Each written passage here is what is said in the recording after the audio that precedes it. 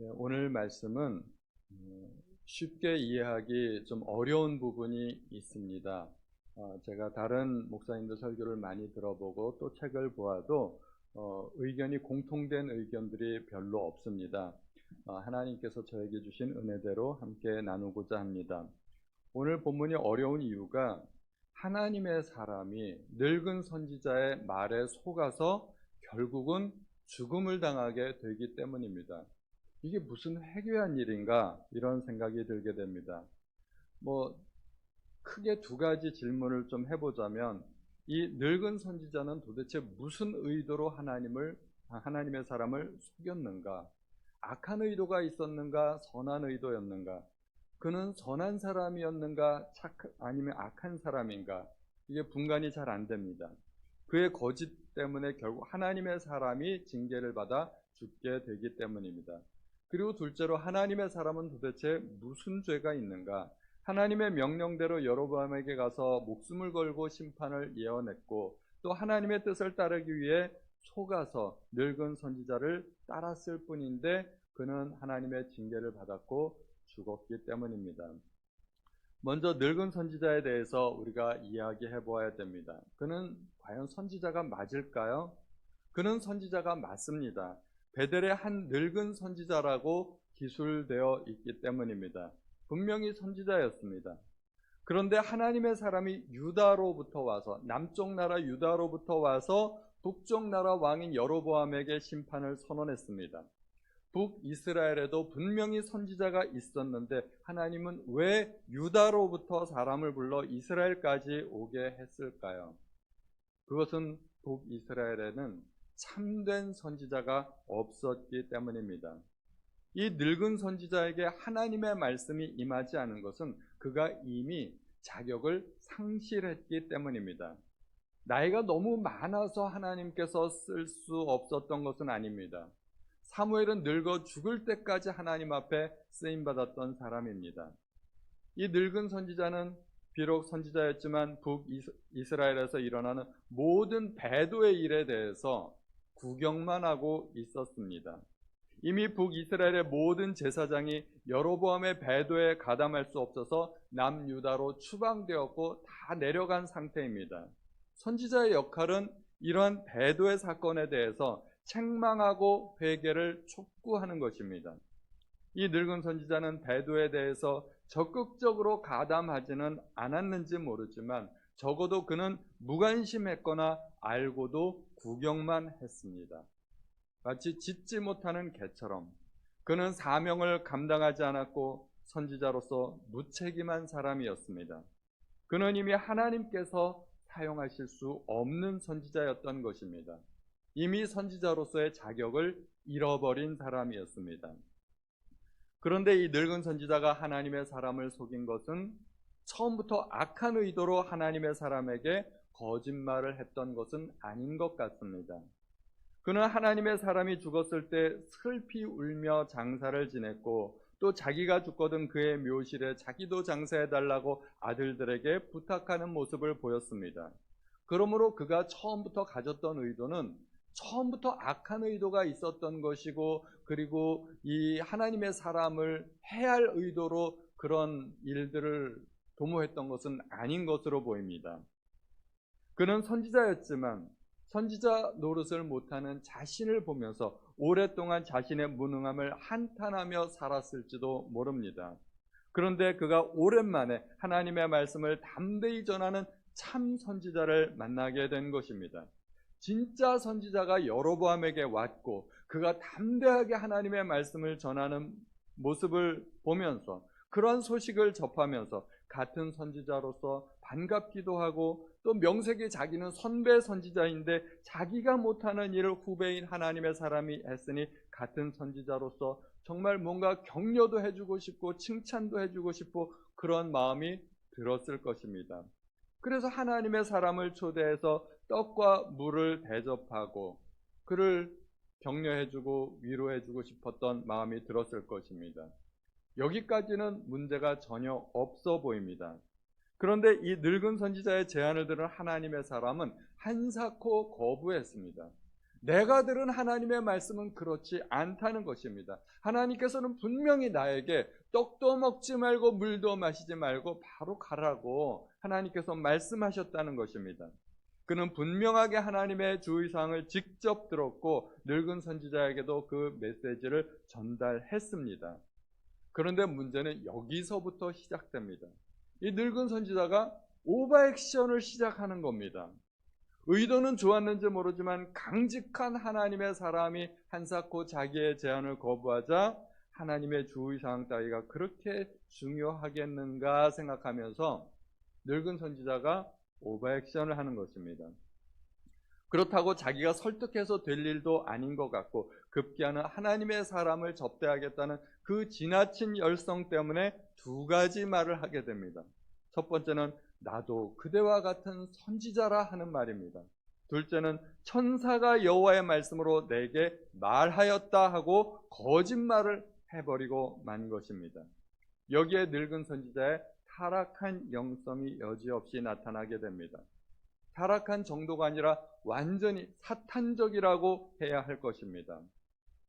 사탄이 하와에게 선악과를 따먹으라고 말할 때 이렇게 말했습니다. 너희 눈이 밝아질 것이다. 이 말은 참말입니다. 참말인데 또 덧붙여서 한 말이 있죠. 너희가 결단코 죽지 아니하리라. 이것은 거짓말입니다. 사탄은 거짓의 아비입니다. 그런데 거짓의 아비라고 해서 100% 거짓말만 하는 것이 아닙니다. 교묘하게 위장하기 위해서 어느 정도 참말을 섞어 넣는다는 것입니다. 참말과 거짓말이 섞여 있어가지고 분간하기 어렵게 만드는 것입니다. 여기에 마귀의 교묘함이 있는 것입니다. 말도 안 되는 새빨간 거짓말을 해야 된다면 누가 그 말을 믿겠습니까? 그런데 어떨 때는 참말을 하고 어떨 때는 거짓말을 하고 그러니까 이게 분명히 참말이 분명히 맞는 것 같긴 한데 그러면서 헷갈리게 만드는 것입니다. 늙은 선지자가 나도 그대와 같은 선지자라 했을 때는 그 말은 맞는 말이었습니다. 그런데 이 말이 하나님의 사람의 마음의 빗장을 완전히 풀어버렸습니다. 아, 여기에도 하나님의 사람이 있구나. 이 사람도 선지자이구나. 그런데 그런 말에 조심해야 된다는 것입니다. 세상 사람들이 그리스도인들을 유혹할 때 가장 많이 하는 말들이 무엇입니까? 나도 교회 오래 다녀봤어. 나도 성가대도 해봤고 나도 교회 학교에서 교사로 봉사해봤고 나도 집사 받아봤다니까. 그런 말들 세상 사람들이 안 합니까? 저도 많이 들어본 말입니다. 자기가 신앙 선배라는 말입니다. 그러면서 세상과 타협하는 것, 약간의 타락은 전혀 문제가 되지 않는다고 오히려 그리스도인들을 정직하게 살려는 그리스도인들을 유혹하는 것입니다. 그런데 하나님의 말씀에 안 된다 했으면 분명히 안 되는 것입니다. 늙은 선지자가 천사 이야기까지 꾸며대면서 거짓말을 한 것은 그의 영성이 얼마나 무뎌졌는지를 보여주는 단면입니다. 그는 착했는지는 모르지만 타락한 선지자입니다. 아니, 타락한 것이 아니라 오히려 무능하고 하나님의 음성을 들을 줄도 모르고 세상과 타협해버리고 적당한 거짓말로 둘러대는 타락한 선지자였던 것입니다. 그래서 하나님은 이 늙은 선지자를 사용하실 수 없었던 것입니다. 성경에 굳이 늙은 선지자라고 강조하면서 반복해서 나오는 것은 그가 단순히 나이가 많다는 것이 아니라 그의 영성이 늙어버려 무능하게 되어버렸다는 어떤 이중적인 의미를 우리에게 보여주고 있는 것입니다. 그렇게 하나님의 사람을 속여서 접대하는 데까지는 성공했지만 하나님의 사람을 접대하는 도중에 자기도 모르는 사이에 하나님의 영에 감동되어 징계 예언을 하게 됩니다. 그리고 그 예언대로 하나님의 사람이 죽게 되자 그렇게 슬퍼할 수밖에 없었던 것입니다. 그리고 나중에는 하나님의 사람이 여로보암에 대하여 예언한 일도 나중에는 참으로 이루어질 것이라고 믿게 됩니다. 이 하나님의 사람에 대해서는 어떻게 이야기할 수 있을까요? 그는 목숨 걸고 심판을 예언했습니다. 그리고 왕의 유혹을 뿌리칠 정도로 강직했습니다. 왕이 접대하겠다는데 그것을 어떻게 쉽게 거부할 수 있겠습니까? 그런데 그는 그것까지도 거부했습니다. 그런데 문제가 있었죠. 조심성이 없었습니다. 세상에는 거짓 선지자들도 많고 심지어 마귀도 자기를 광명의 천사로 가장할 수 있기 때문입니다. 만약에 거짓에 속아서 피해를 당했다면 누가 책임져야 될까요? 본인이 책임질 수밖에 없습니다. 착한 사람들이 오히려 더 잘 속는 경향이 있습니다. 그것이 너무나 안타까운 일입니다. 조심성이 없기 때문입니다. 세상 사람들이 다 자기 같은 줄 알고 다 착한 줄 알고 누가 자기에게 혹하는 말로 유혹하면 그 말이 진실인 줄 알고 그냥 덥석 믿어버렸다가 피해를 당하고 속는 경향이 있는 것입니다. 그러나 사기꾼에게 속아도 본인 책임이고 보이스피싱을 당해도 본인 책임이고 심지어 이단에게 속아도 본인 책임입니다. 누가 그 책임을 대신 감당해 줄 사람이 없다는 것입니다. 비록 속아서 당했지만 그 피해는 고스란히 자기의 책임입니다. 세상에는 착한 사람들도 많지만 뉴스를 한번 보시면 세상에 얼마나 사기꾼들이 많은지 모릅니다. 얼마 전에 그 전세 사기 때문에 피해를 당했던 그런 사례들이 많이 나오지 않았습니까? 조금만 방심하면 눈 뜨고도 코 베이는 세상이라는 것입니다. 그래서 주님은 제자들을 파송하시면서 신신당부하면서 주의하신 말씀이 있죠. 내가 너희를 보냄이 양을 이리 가운데 보냄과 같다라고 말씀하십니다. 속지 말라는 것입니다. 주의하라는 것입니다. 정신 바짝 차리라는 것입니다. 세상은 결코 만만치 않다는 것입니다. 하나님의 사람은 하나님의 음성을 직접 들은 사람입니다. 그는 하나님과 채널이 열려있는 사람입니다. 혹시라도 불확실한 것이 있으면 하나님께 다시 한번 직접 여쭈어보아도 되었을 것입니다. 그런데 그는 직접 들은 하나님의 음성보다 사람의 말을 더 믿었습니다. 그는 경솔했습니다. 그리고 그 대가를 치를 수밖에 없었습니다. 하나님의 뜻을 분별한다는 것은 이렇게 중요한 일입니다. 영분별의 은사가 있으면 우리는 속지 않을 수도 있겠지만 그러나 은사가 없다고 해서 속아도 되는 것은 아닙니다. 그러면 오늘날은 우리가 어떻게 해야 될까요? 어떻게 하나님의 뜻을 분별할 수 있을까요? 오늘날은 누구도 하나님의 음성을 직접 들을 수 있는 것은 아닙니다. 누가 하나님의 음성을 들었다고 이야기할 때 그거는 그냥 거짓말이라고 생각하시면 됩니다. 누가 꿈을 꾸었다고 해도 그 꿈을 절대로 믿으시면 안 됩니다.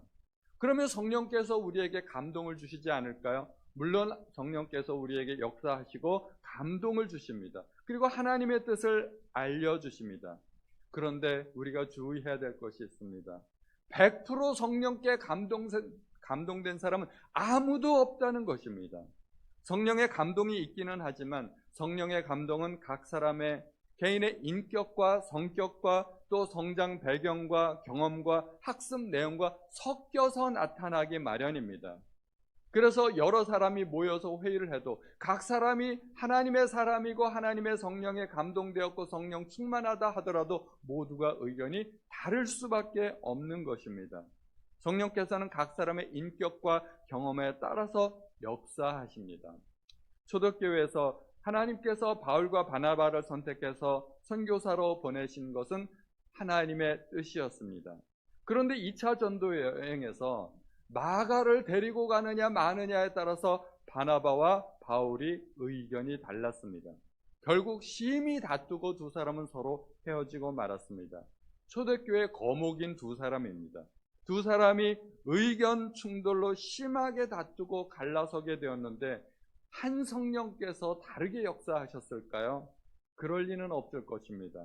그들은 물론 성령의 역사가 있었지만 개인의 성격과 취향과 의견을 일하는 방법을 더 강하게 주장했기 때문에 갈라진 것입니다. 그 둘의 의견이 성령의 역사라고 볼 수는 없을 것입니다. 그러므로 우리가 성령 충만하더라도 성령께서는 한 10% 나에게 역사하시고 나머지 90%는 내 생각이라는 것을 우리는 잊지 말아야 됩니다. 그러므로 하나님의 뜻을 분별하기 위해서는 우리가 어떻게 해야 될까요? 각 사람에게 조금씩 나누어 주신 그 하나님의 뜻을 분별하기 위해서 그 성령의 뜻을 모아야 됩니다. 마치 조각 퍼즐을 맞추듯이 조금씩 여러 사람에게 나타나신 그 하나님의 의도를 맞추어 보아야 됩니다. 그래서 우리가 회의를 하는 것입니다. 교회에서도 회의를 합니다. 그런데 이 회의만 가지고 또 하나님의 뜻을 다 알 수도 없습니다. 여러 사람들이 각기 다른 주장을 하기 때문입니다.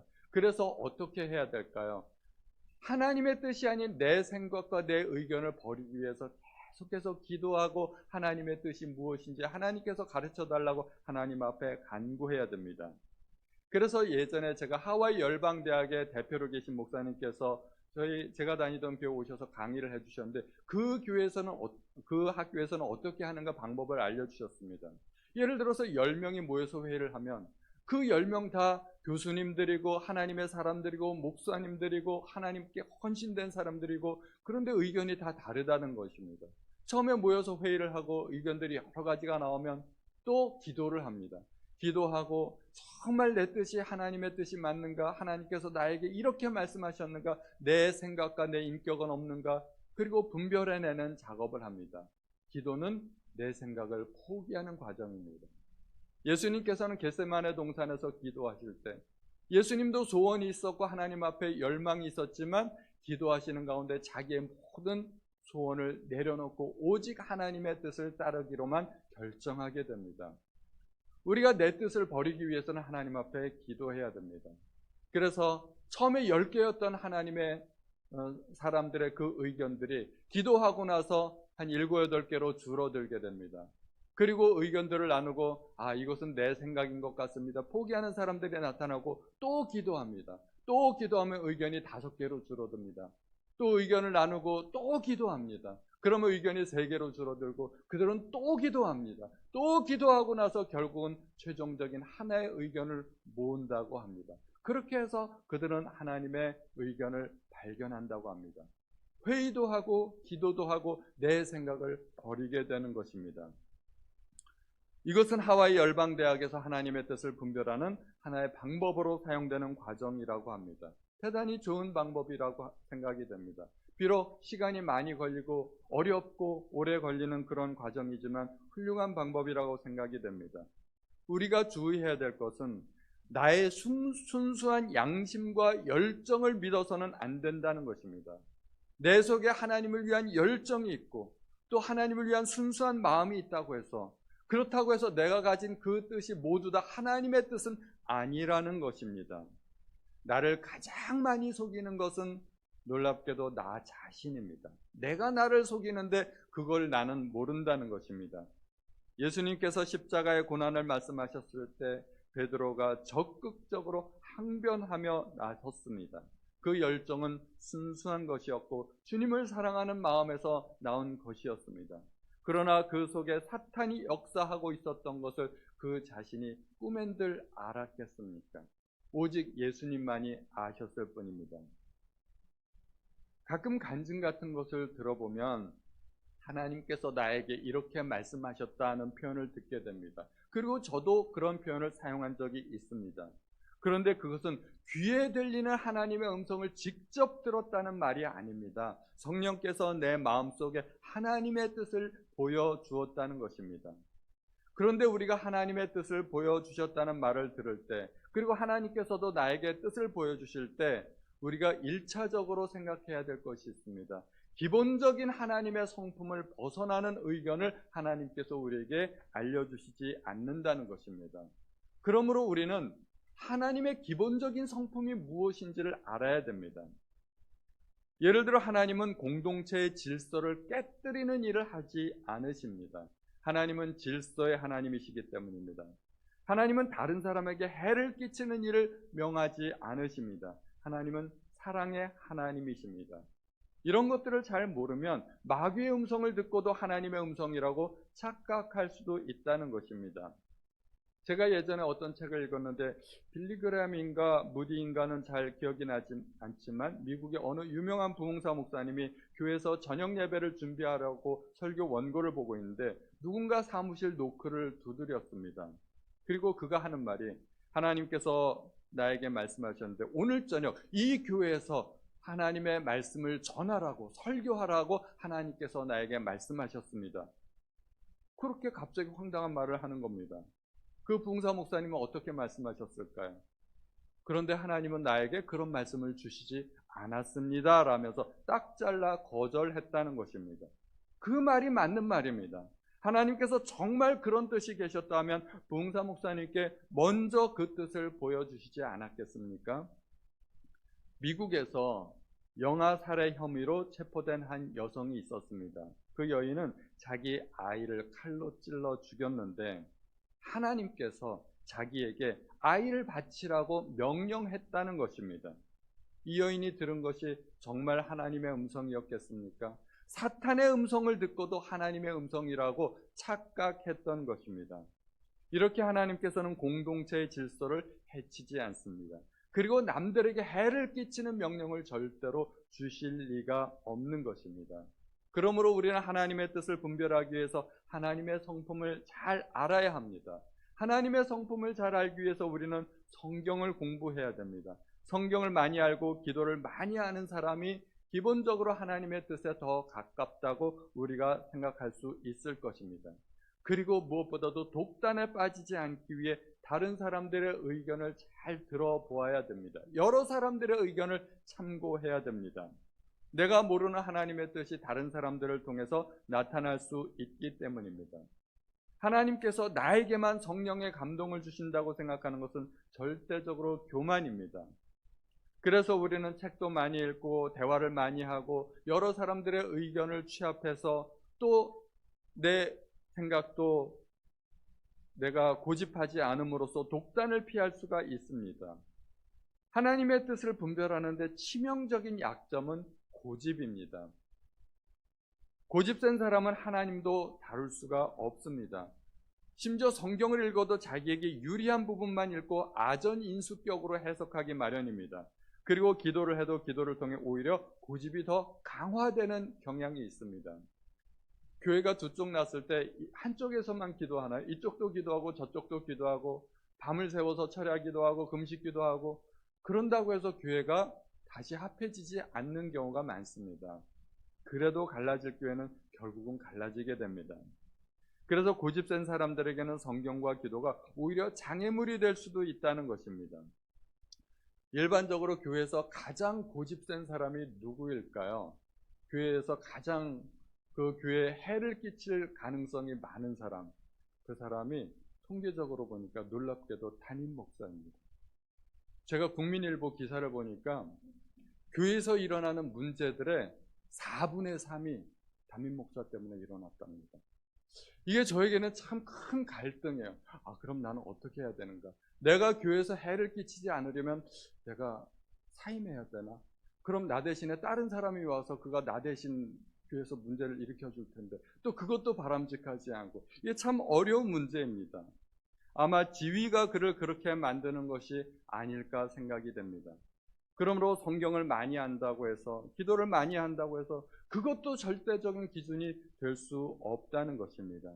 담임 목사도 실수할 수 있습니다. 그 정도가 아니라 오히려 실수를 많이 하게 됩니다. 그래서 담임 목사를 지지하고 후원하는 것은 훌륭한 일이지만 담임 목사도 실수할 때가 있다는 것을 알아야 됩니다. 담임 목사도 하나님의 뜻을 분별하지 못할 때가 있습니다. 저도 그것을 직접 경험했고 제 주변에서 그런 이야기를 많이 듣습니다. 그것은 대단히 위험한 일입니다. 그래서 담임 목사를 신격화하면 안 됩니다. 우상시하면 안 됩니다. 우리 담임 목사님 말이라면 절대로 다 옳다라는 생각은 버려야 된다는 것입니다. 그리고 담임 목사에게 좋은 말만 하면 절대로 안 되는 것이죠. 그렇다고 또 나쁜 말만 골라서 해도 그것도 옳지 않습니다. 때론 칭찬과 격려가 필요하지만 조언도 필요하다는 것입니다. 좌로나 우로나 치우치지 않는 자세가 필요합니다. 우리는 오늘 본문에서 늙은 선지자를 통하여서 타락한 영성을 갖지 않도록 타산지석을 삼아야 합니다. 나도 선지자라 하는 말에 속지 말아야 합니다.